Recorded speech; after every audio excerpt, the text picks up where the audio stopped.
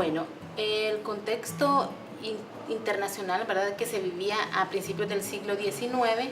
estamos hablando de un contexto de guerras hispánicas que se estaban librando a lo largo de toda la América hispánica. En el reino de la Nueva España, que es el actual México, veíamos los movimientos liderados por los curas Hidalgo y Morelos. Entonces todos estos movimientos también tenían preocupados a las autoridades de la Intendencia de San Salvador, que estaban a la expectativa de que se pudieran llevar a cabo en esta provincia también movimientos de ese tipo, sobre todo porque se tenía el conocimiento de que los curas Aguilar, que eran curas que estaban en comunicación con los dirigentes insurgentes de la Nueva España, es decir, con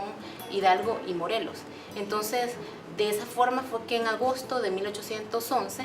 el intendente de la Intendencia de San Salvador mandó a que todas las armas se resguardaran en la capital de la Capitanía General, que era Guatemala. Esto para evitar cualquier tipo de disturbios que se pudieran generar en torno a la provincia.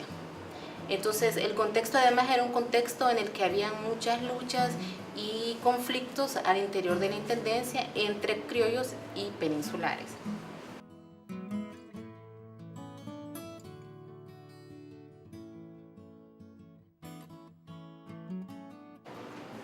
Bueno, los factores que motivaron los levantamientos y las protestas de 1811 fueron diversos. En primer momento porque a finales del siglo XVIII se habían dado un conjunto de medidas por la familia de la monarquía española, ¿verdad?, que eran los Borbones, que habían afectado la economía de todos estos pueblos. Estamos hablando de medidas fiscales que lo que habían hecho era imponer mayores tributos, impuestos, y además de eso crear monopolios que habían impedido que las personas se dedicaran a la producción o la distribución de ciertos productos, entre ellos el aguardiente, el tabaco, los naipes, etc. Es decir, que existía un conjunto de medidas fiscales por las que se empezaba ya a sentir una presión muy fuerte, y fueron estos factores, básicamente los primordiales, factores de tipo fiscal, los que movilizaron a todas estas personas. Y también ciertos factores de tipo político, como veíamos anteriormente,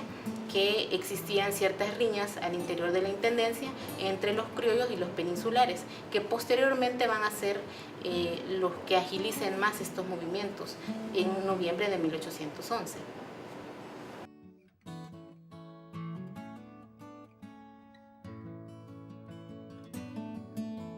Las protestas de noviembre de 1811 iniciaron básicamente el 4 de noviembre, cuando llegó a la provincia de San Salvador el rumor de que había sido apresado el cura Manuel Aguilar, que se encontraba en Guatemala. Entonces, a partir de ese momento, los criollos que eran afines a los curas Aguilar,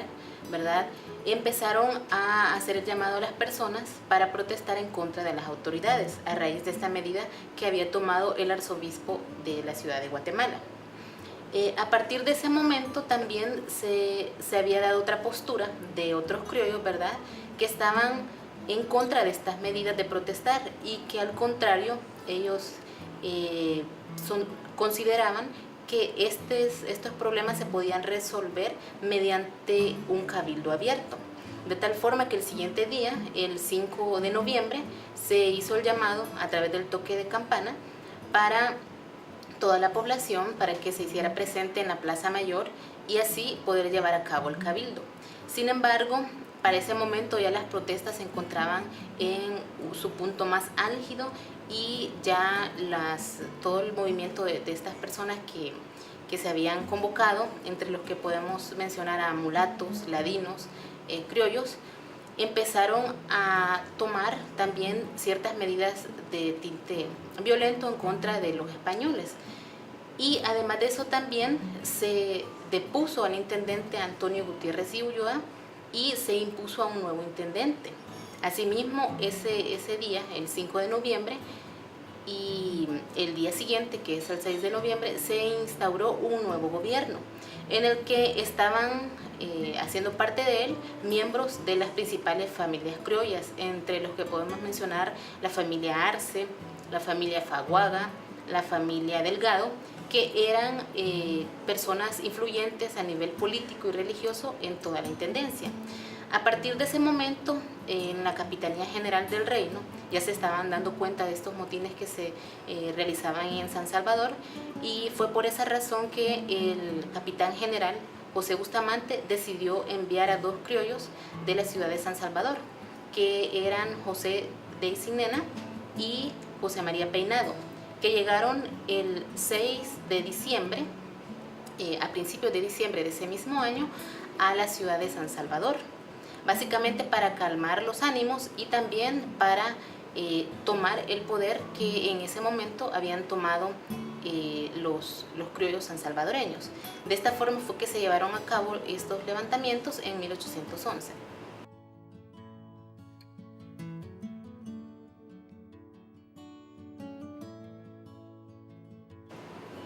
Las protestas de enero de 1814 no se pueden entender si no entendemos los movimientos previos de 1811. Ya que, como mencionábamos, algunos de los factores que motivaron este primer movimiento del 11 eran la cuestión fiscal que venía agobiando a toda la población. Ya para 1814, a pesar de que en el primer momento ya se habían suprimido de alguna forma los tributos y se habían cerrado los estancos, estas solo fueron medidas que se tomaron a corto plazo. Entonces, en enero de 1814, además de que existía todavía este recelo porque las medidas no se habían cumplido en su totalidad, también existía un conflicto mayor al interior de la intendencia, sobre todo porque los criollos sansalvadoreños mantenían un fuerte descontento con las autoridades de la capital guatemalteca, y sobre todo porque estos jefes que ahora estaban en San Salvador habían sido impuestos por el capitán general Bustamante, de tal forma que en enero de 1814 una de las motivaciones principales es de carácter político. Es decir, ya existe más claro un movimiento que se ve impulsado por factores meramente políticos de corte autonomista, es decir, de rechazo a las autoridades guatemaltecas, no tanto de rechazo a la corona, porque siempre sigue existiendo el favor, digamos, del rey que en ese momento está, que es Fernando VII, es decir, no se rechaza totalmente la monarquía hispánica, pero sí se manifiesta un rechazo total y un cierto nivel de autonomismo en torno a las autoridades guatemaltecas.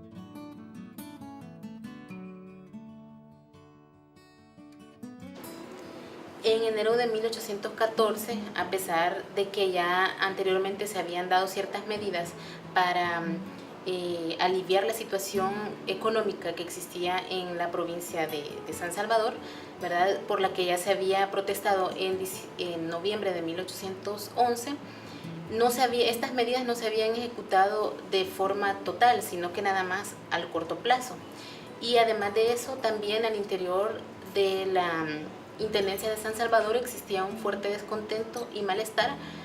hacia las autoridades que habían sido impuestas por el capitán general José Bustamante, ¿verdad? Y estas autoridades que estaban ahora desempeñándose en la Intendencia de San Salvador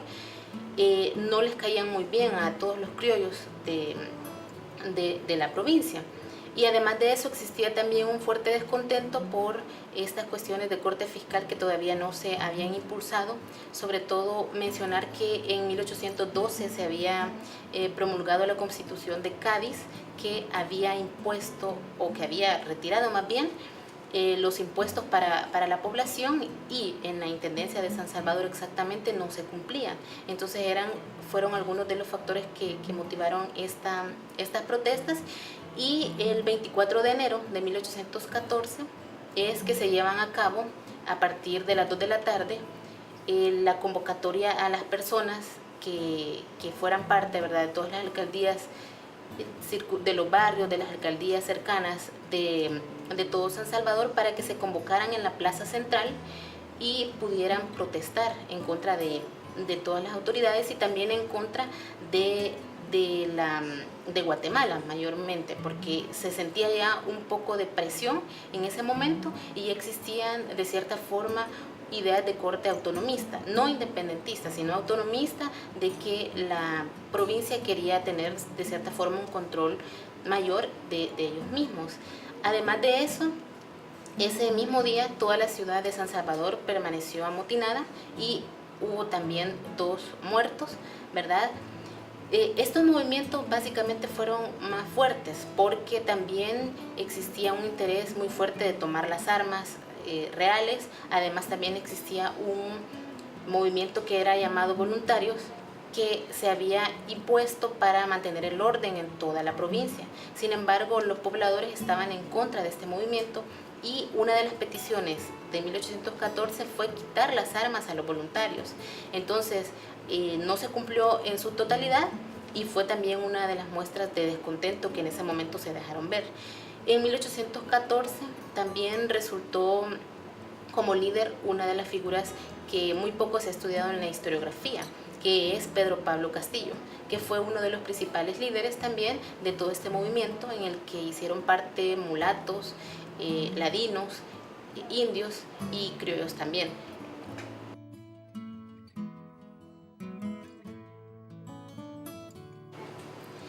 Bueno, la repercusión de la rebelión de 1814 básicamente es que en ese momento se van a dejar en claro algunas de las aspiraciones de los criollos, ¿verdad? Que ellos básicamente están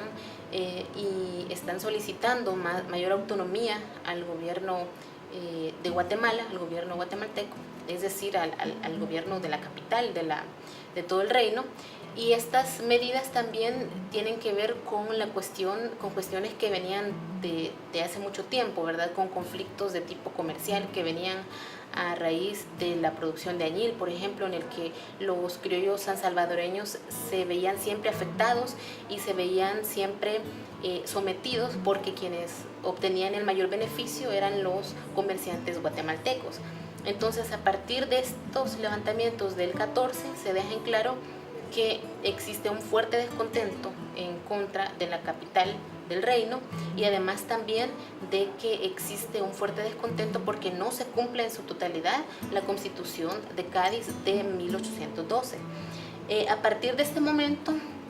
se empiezan ciertos juicios de infidencia, ¿verdad?, en contra de quienes habían liderado estos movimientos, y al final pues son suprimidos por las autoridades.